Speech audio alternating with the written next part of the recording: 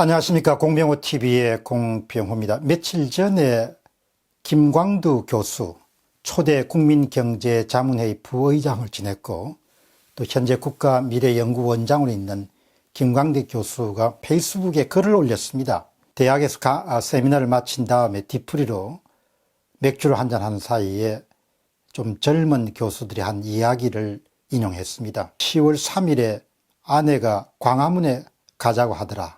이런 이야기입니다. 엄마들이 조국 교수의 자식 사랑에 엄청 뿔났다는 이유를 들었습니다. 김광두 원장은 이어서 어제 전직 대학 총장이 안부 전화를 해왔는데 근데 이분의 부인도 광화문에 10월 3일 날 가려 한다는 얘기를 우려스러운 목소리로 전했다. 그러면서 김광두 원장 이야기가 어떻게 하다 나라가 이렇게 돼버렸나 그런 이야기를 끝을 냈습니다. 제 주변에도 10월 3일 날 광화문으로 가겠다는 엄마들이 많습니다. 나이가 꽤 드신 엄마들도 아주 많이 그 이야기를 들었습니다. 아마도 내일 참가자들 가운데서 남성들보다 여성들이 숫자가 더 많지 않겠느냐 그렇게 예상을 합니다. 조국의 입시 부정도 입시 부정이지만 아마 어머니들이 집회에 많이 참가하는 것은 이 나라가 이렇게 가서 안 되겠다 이런 생각 때문에 아마 10월 3일 날 광화문 집회로 나가지 않겠냐 생각을 합니다. 남자들은 좀 무덤덤하죠. 어떤 변화에 대해서. 그러나 여성들은 상당히 민감합니다. 본능적으로 위기가 닥쳐올 때 본능적으로 위기를 느끼는 사람들이 여성들이죠. 남성들은 위기가 와도 그냥 지나치는 경우도 많습니다.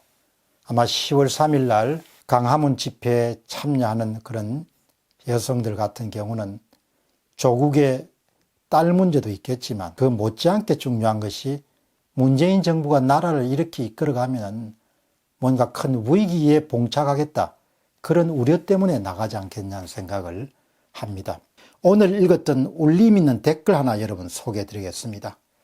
아침에 더 잘할 수 있다는 그런 방송을 보고 제 구독자이자 한 어머니가 댓글을 올렸는데 그 댓글이 참 울림이 있었습니다. 몇 번 제가 읽었습니다. 달콤맘임, 성함이 달콤맘인데 공 박사님 정말 이 나라에서 어찌 살아가야 할까요?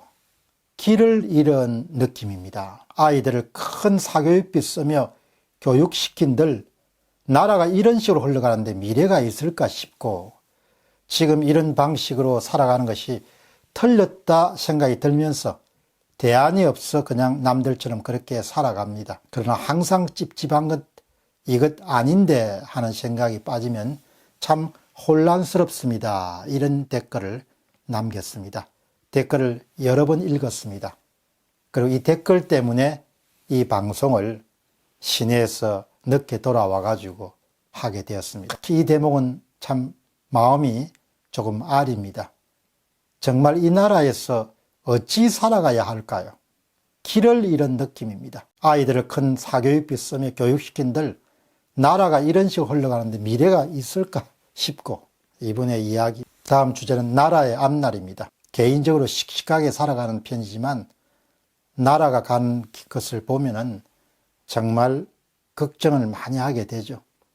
정부는 지난달에서야 한국 경제가 경기 하강 국면에 들어갔다 이렇게 이야기하지만 한국은 깊은 경기 침체를 넘어서 지금은 실물 위기의 초입 단계가 시작되지 않았냐 그런 걱정을 하게 됩니다.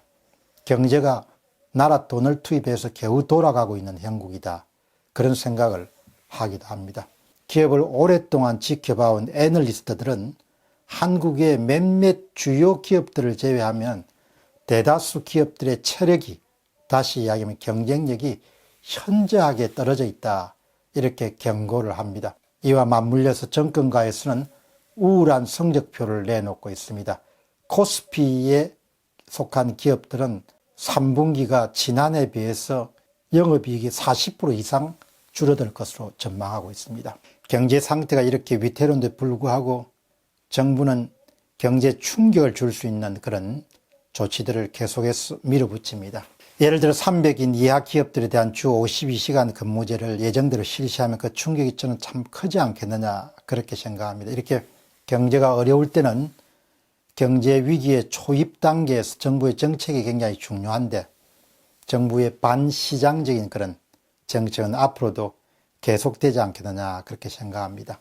그뿐만 아니고 사회 모든 영역들이 시대 변화에 맞춰서 과감하게 변신을 해 나가야 되는데 이런 면에서 보면 한국 사회가 참 공적 영역은 너무 많이 떨어졌다. 이런 부분이 이제 교육도 포함이 되겠죠.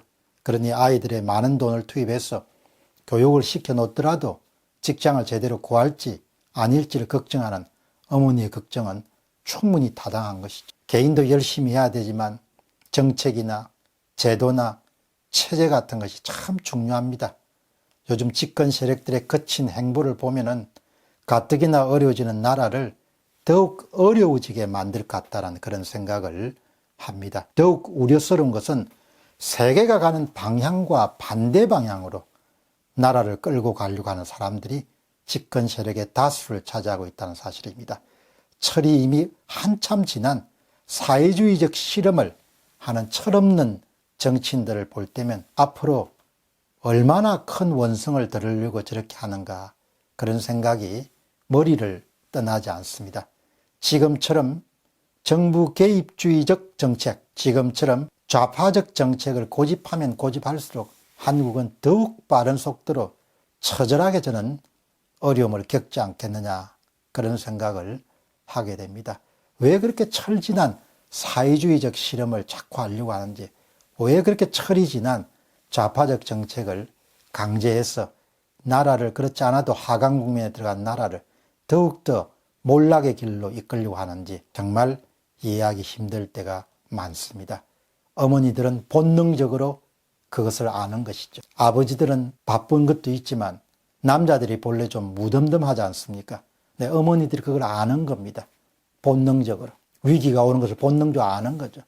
나라가 이렇게 가서 안 된다는 걸 본능적으로 알기 때문에 10월 3일 날 광화문 집회에 참석한다고 저는 그렇게 생각합니다. 공병호 TV의 공병호였습니다. 감사합니다.